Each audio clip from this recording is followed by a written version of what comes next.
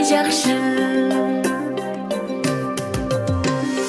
Сагынган жүрөк менен эң жакшы тилек менен кучактап бекем кысып убактуу билек менен көрүшсөк кандай жакшы, эй көрүшсөк кандай жакшы, эй көрүшкөн кандай жакшы.